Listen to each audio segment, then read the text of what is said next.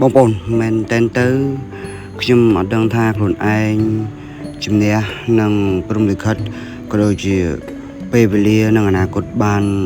យូរយ៉ាងណាទៀតទេព្រោះដោយសាររាល់ថ្ងៃគឺខ្ញុំខំប្រឹងដើម្បីរកលុយជំនះនឹងភាពក្រនិងលំបាកដោយសារតែជីវភាពខ្ញុំខំប្រឹងធ្វើការដើម្បីកុំឲ្យគេមើលងាយហើយយ៉ាងណាក៏ខ្ញុំនៅតែមានមិត្តភ័ក្តិរាប់អានផឹកស៊ីហើយចំណាយលុយវាលើសពីសមត្ថភាពខ្លួនឯងហើយរាល់ថ្ងៃគឺខ្ញុំដឹងថាខ្លួនដើរលេងច្រើនផឹកស៊ីសប្បាយប៉ុន្តែខ្ញុំអត់ភ្លេចក្រុមគ្រួសារនិងប្រពន្ធក៏ដូចជាបងប្អូនដែរហើយពួកឯងត្រូវចាំថាគាត់ហើយនឹងពួកឯងត្រូវអីគ្នាហើយពួកឯងត្រូវចាំថាអញ្ចេះពួកឯងក៏មានកូនដែរបងប្អូនអញទាំងអស់អញអត់ដឹងថាមិនទេប៉ុន្តែពួកឯងមានកូនពួកឯងដឹងហើយប្រយ័ត្នតែកូនហុចដងហែកហើយឲ្យយកដងហែកមកវិញ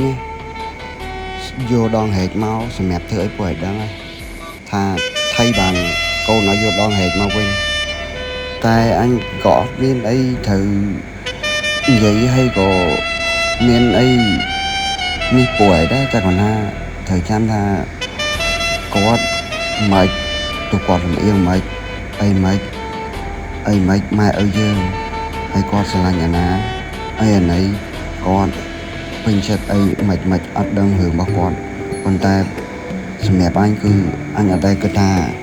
គាត់នឹងផ្ដល់ផលប្រយោជន៍អីអញខ្លះហើយ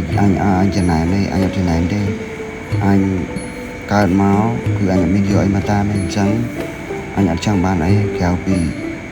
ប្តីសុខរហូតទៅដល់ថ្ងៃដែលបែកគ្នាថ្ងៃដែលលែងបានជួបមុខគ្នាទៀតព្រោះឯងទៅចាំ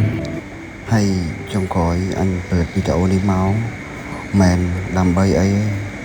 តែគ្រាន់តែចង់និយាយថាពួកឯងត្រូវចាំថាពួកឯងក៏មានកូនដែរហើយអ្វីដែលយើងអាចធ្វើទៅបានហើយយកចិត្តទុកដាក់ទៅលើគាត់បានពួកឯងធ្វើទៅអត់ខុសទេប៉ុន្តែក៏មិនណែនាំឲ្យពួកឯងថាបំភ្លេចកាតព្វកិច្ចពួកឯងមានកូនមានអីអញអត់បន្ទោសទេក៏ប៉ុន្តែត្រូវចាំថាពួកឯងក៏មានកូនដែរហើយមើលនៅក្នុងវីដេអូហ្នឹងវាឆ្លុះទៅបញ្ចាំងទៅលើអីគេខ្លះហើយអ្វីដែលត្រូវអ្វីដែលខុសហើយអ្វីដែលពួកឯងត្រូវធ្វើហើយពួកឯងមិនត្រូវធ្វើមិនដើម្បីថាពេលទៅខំពុះនេះតើគាត់ដែលគិតទេថាខ្លួនឯងនឹងត្រូវស្លាប់ដោយសារពុះចឹក